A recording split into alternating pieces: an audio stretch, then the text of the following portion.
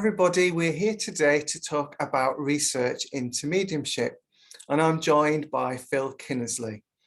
Some of you may recognise Phil from an audience with the President, where Minister David Bruton interviewed her and her colleagues and Professor Chris Rowe from Northampton University about their PhD research.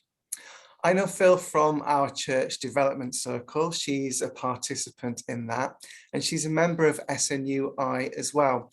But we're here today to talk about her research. Hi, Phil. Hi, Alv. Thank you very much for inviting me, and it's really nice to see you again. And I'm hoping to get back to the Westbury Circle as soon as I can. Fantastic. Today we're here to talk about your research. Would you tell us what that is? Absolutely. The research focuses on the unfoldment process of spiritualist mental mediumship. A lot of research in the past has focused on assessing mediumship skills, measuring accuracy, that sort of thing. And there are studies now that show that mediums can give accurate information more often than would be expected by chance, which doesn't sound like much. Scientifically, it's quite significant. But there's much less research into the process or the experience of mediumship, and specifically very little on the experience of unfoldment. There are some studies that have looked at the experience of mediums, but they've focused on more experienced or qualified mediums. And we know a little bit about the unfoldment process from autobiographies or from a few researchers who've been through the process and have reported on their experiences. But there's not so much in the way of structured research into mediumship unfoldment experiences. So I'm going to be focusing really on people's inner experiences of this process. I want to be able to ask people about, say, how it feels to attune to the spirit world, their experience of trying to contact, say, spirit guides or helpers, and the experience of learning how to distinguish, say, between information that's coming more through a psychic route and information that's coming from the spirit world. So I'm really focusing on people's experiences here. That's fantastic. And I think we really need more information about that experience that we have as mediums and as mediums in training as well. I think to add to that body of research is so important. Could you say a little as to why you think that this kind of research is important? It's something that I think is absolutely vital. Yes, I really agree with you. I think one of the things, mediums have experiences that we might call, say, anomalous or paranormal, whatever, that most people don't have, and they're not very well understood. We don't know why they happen, how they work, and I think any research that focuses on the experience could potentially feed into this process of discovering more about these experiences and about what's happening, which I think is really important. Another thing that's not really, I don't think, brought to the fore in a lot of mediumship research is the degree to which the unfoldment process is also part, often, of a wider process of personal development. It's a personal journey, not just a mediumship journey. So I'd really like to be able to explore that a little bit and bring that sort of into the research. And the other way that I think it's important, slightly more practical aspect, relates to issues of mental and psychological well-being. So I think everybody watching this will know that the Western scientific view of the world puts the physical and material world as fundamental. Everything else comes from that. And this has particular consequences for the views of, again, they term them anomalous experiences, paranormal experiences. So, for example, if we think that time only goes one way and causes have to come before consequences, you can't have premonition, just impossible. And if we say that nothing travels faster than light, then sort of instantaneous knowing, like say in telepathy or some forms of intuition, they're not possible, can't happen. And of course, if we say that consciousness depends on the physical brain, then with physical death, there is no consciousness, so there is no possibility of communicating with it.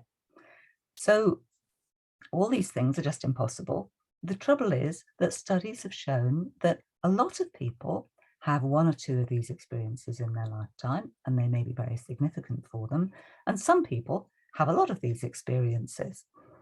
The problem can arise if somebody starts having, for instance, if we think of a medium, somebody who doesn't know anything about mediumship or spirits or spirit communication, starts to hear things or see things that other people can't see or hear. This can be quite disturbing, possibly upsetting, if they don't know how to interpret these or what to do with them, and they can start intruding into their daily lives. They may not know how to manage them. It's not obvious where they would go for help with that. And on the other side of that, medically trained people today have to see these things as impossible. And so their only options, if they're talking to somebody who's come to them for help, is to see these experiences as either mistakes or illusions, or to see them as potentially symptoms of a psychiatric illness, such as schizophrenia. And neither of those is very helpful for a person whose experiences are much more usefully seen as to do with spirit communication. Now, there are people, therapists and counsellors more, who might be prepared to see these experiences as real in some sense, but they encounter a different sort of problem, which is how to decide whether somebody is genuinely in need of psychiatric care or actually needs more spiritual help and guidance. And of course, that's not a decision that they want to get wrong, but there is very little training in this.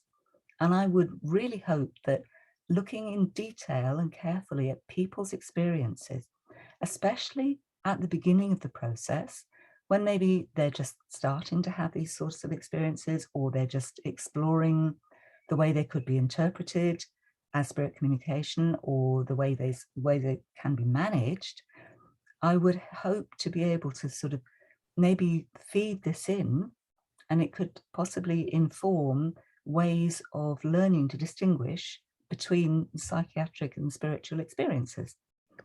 So I would hope that this research has practical benefits as well. I absolutely think so. And speaking as a working medium and also someone who's worked in the mental health field for many years in the past, I've seen those grey areas, and I think it would be so useful to have more clarity and more information about that. So it is entirely possible that something great could come out of this research. And I know, speaking as a medium and imagining how other mediums will feel about this as well, for us to know more about our experience and to have an understanding of it from that different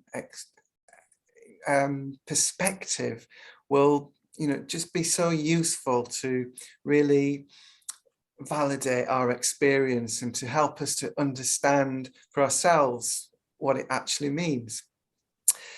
So I'm really interested in this, and I think, to support it is fantastic. Can you tell us how people who are watching this can take part and support this really important research? Yep. The first stage is the survey. So the survey aims to provide some context. We don't know much about people's experiences before they decide to embark on a mediumship journey and their reasons for this decision. And I think this is a really important area for our general understanding of the process. So I'm hoping that as many people as possible will fill in the survey. It's open to mediums or at any stage, any level of experience. And it basically just asks people about their background, about their beliefs, about any psychic or spiritual or mediumship experiences they may have had before they started on their formal mediumship exploration or journey, and how they responded to any experiences, whether they ever sought help with them, and also what they're doing at the moment in terms of mediumship activities, the sorts of things they've done in the past. So it's really hoping to, in some senses, provide as much information as possible on the variety of paths via which people have come to mediumship. So the surveys, just the practical things, the survey is online and it's anonymous. It takes about 20 to 30 minutes to fill in, depending on how much detail people want to include. And the first page is just an information page, which gives you all the information about data storage and security, which is important to people.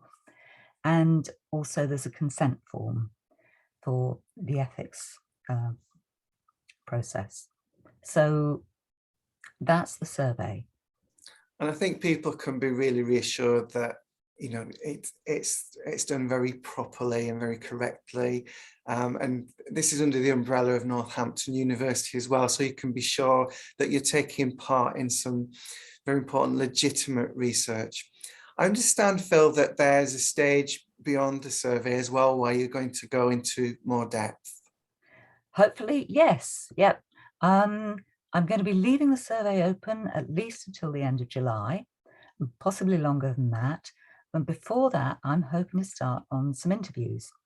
I'm really hoping to be able to find up to about 20 people who are near the beginning of their mediumship development, so who have joined an attunement or open circle relatively recently, and who don't necessarily have the ability to communicate at will with the spirit world. They're still near the beginning.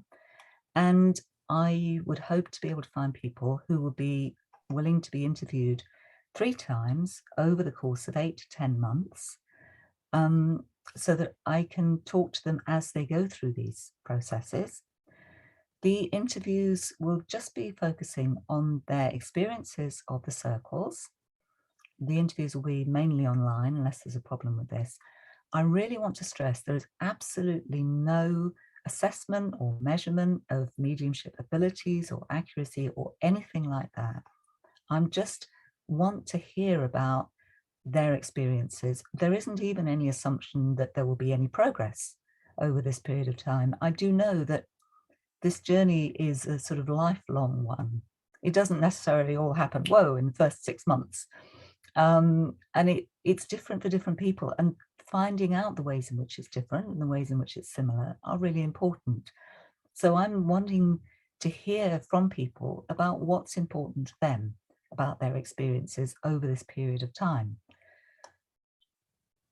And I think, Phil, because you have participated in circles yourself, both in real life and online, you have a really good sense of what that feels like. So I know that anyone who gets involved in this research can be reassured that they'll be treated properly, with understanding and with respect as well. I know that some of us can be quite suspicious about research, but I know from my involvement in this that this is such an important area that we can all contribute to. I really hope that if you're watching this, that you'll be interested in taking part. The information will be on the screen or underneath the video, wherever you're watching this. And there'll be links that you can click on so that you can easily get to the survey and to further information about this research. And people are welcome to contact you with the email address that's on the screen at the moment. Phil, that's right, isn't it? Yes, thank you. The one thing I forgot to say is that there's an option on the survey for people to express an interest in the interviews. They can leave their contact details at that point. These are stored separately, so the survey is still anonymous, and there is no commitment at that point.